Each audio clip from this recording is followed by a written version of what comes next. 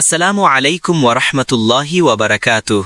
রাসূল সাল্লাল্লাহু আলাইহি ওয়াসাল্লামের উপর দুরূদ পাঠ করার অনেক ফজিলত রয়েছে। হাদিস শরীফে এসেছে, যে ব্যক্তি একবার দুরূদ পাঠ করবে তার উপর 10টি রহমত নাজিল হবে, তার 10টি গুনাহ মাফ হবে, 10টি সওয়াব লিখা হবে এবং তার 10টি মর্যাদা বৃদ্ধি পাবে। সুপ্রিয় দর্শক, যে ঘরের মধ্যে বেশি বেশি দুরূদ পাঠ করা হবে সে ঘরের মধ্যে রহমত নাজিল হবে, বরকত নাজিল হবে। একইভাবে যেই এলাকাতে দুরূদ শরীফ বেশি বেশি পাঠ করা হবে সেই এলাকায় আল্লাহর রহমত ও বরকত বেশি বেশি নাজিল হবে।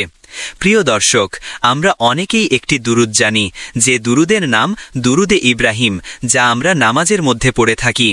এই দুরূদটি হল সর্বোত্তম দুরূদ, তবে এছাড়াও আরও কিছু দুরূদ রয়েছে। আমাদের এই ভিডিওতে এমনই 5টি দুরূদ সম্পর্কে জানিয়ে দেব ইনশাআল্লাহ।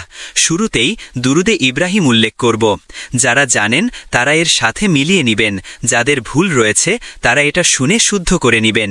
আমি শুদ্ধভাবে উচ্চারণটি জানিয়ে দিচ্ছি। দুরূদে ইব্রাহিম।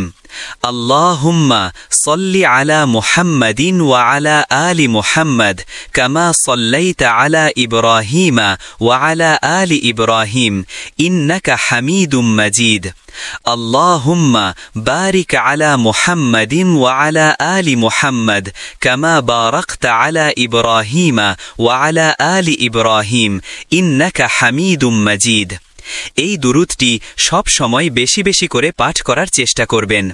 এছাড়াও ছোট ছোট আরও 5টি দুরূদ আমি উল্লেখ করছি, আপনাদের সুবিধা মতো তা মুখস্থ করে রাখবেন এবং বেশি বেশি পাঠ করবেন। 1. আল্লাহুম্মা সল্লি আলা মুহাম্মাদ ওয়া আলা আলি মুহাম্মাদ।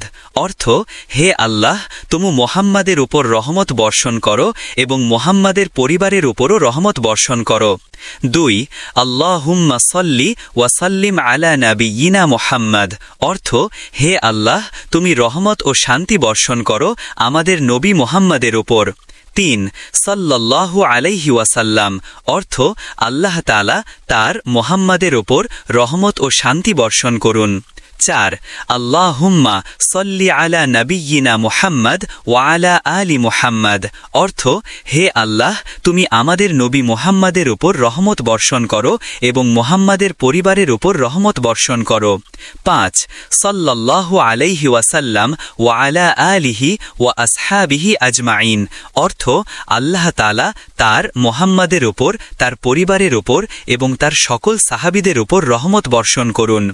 প্রিয় দর্শক, এই 5টি দুরূদ অথবা দুরূদে ইব্রাহিম আপনারা যে কোনো একটি পড়লেই সেই ফজিলতের অধিকারী হতে পারবেন। আল্লাহ তাআলা আমাদের সবাইকে বেশি বেশি করে দুরূদ পাঠ করার তৌফিক দান করুন। আমিন।